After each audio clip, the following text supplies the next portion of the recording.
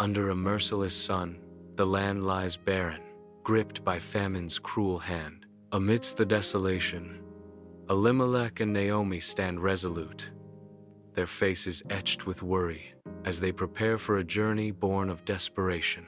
Beside them, their sons, Mahlon and Chilion, their young faces mirroring the grim reality of their plight.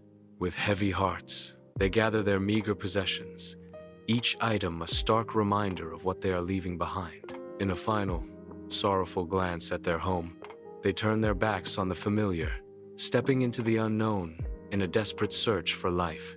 Under the relentless Moab sun, Naomi stands as a weathered figure of loss. The arid landscape mirrors the desolation in her heart. Orpah and Ruth stand nearby, their figures small against the vast expanse, shadows of grief surrounding them. The absence of Mahlon and Chilion casts a long, dark shadow over the scene. Naomi, now only with her daughters-in-law, confronts the cruel hand of fate. The weight of unspoken goodbyes hangs heavy in the air, each breath a reminder of irreversible loss. On the sun-baked road to Bethlehem, Naomi's face reflects a heart torn between hope and sorrow as she walks toward an uncertain future. Stopping in the middle of the road, Naomi turns to Orpah and Ruth, her voice thick with the protective concern of a mother. "Return home, my daughters," Naomi pleads, her voice echoing with a painful farewell. "Why would you come with me?" Orpah, tears streaming down her face, embraces Naomi in a heart-rending farewell. "I will miss you, Naomi." Orpah sobs, her voice cracking with the weight of her decision. Ruth stands firm, her eyes locked on Naomi's, her unwavering devotion shining brightly against the desolate landscape. Under the blazing sun, Naomi and Ruth reach the gates of Bethlehem, their figures etched against the ancient skyline. A ripple of astonishment sweeps through the town as the people of Bethlehem recognize Naomi, a ghost from their past. Naomi's voice cuts through the murmurs, a raw declaration of sorrow.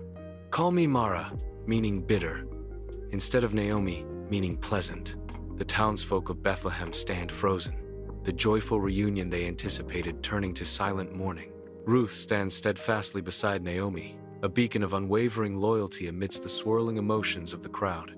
The weight of the past settles heavily on Bethlehem, its streets now echoing with the haunting resonance of Naomi's bitterness. Under the radiant sun, Ruth seeks Naomi's blessing to glean in the golden fields, their future hanging in the balance. With Naomi's blessing, Ruth ventures into the vast barley field, her gaze fixed on the ground. Unbeknownst to Ruth, she enters the land of Boaz, a respected landowner, her every step unknowingly watched. Boaz arrives, surveying his bountiful harvest, his eyes pausing as they fall upon the diligent figure of Ruth.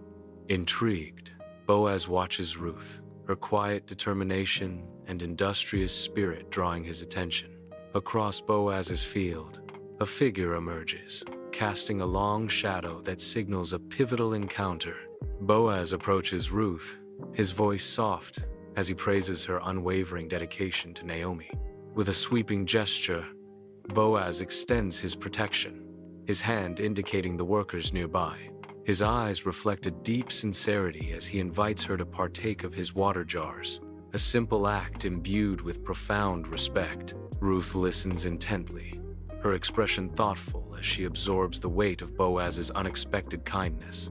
The vast field seems to hold its breath, expectant, as a silent promise of safety and care is exchanged between them. Bathed in the warm glow of twilight, Ruth gracefully moves through Boaz's field, her arms laden with the day's harvest. As Ruth returns home, Naomi exclaims with joy, "Look at this bounty, Ruth! The Lord is good!" Ruth shares, "Boaz was kind to me, Naomi. He allowed me to glean in his field." Naomi realizes the significance, declaring, "Boaz, he is a kinsman redeemer. This is a blessing." A sense of hope fills the air as the setting sun casts long shadows across the field, promising a brighter future.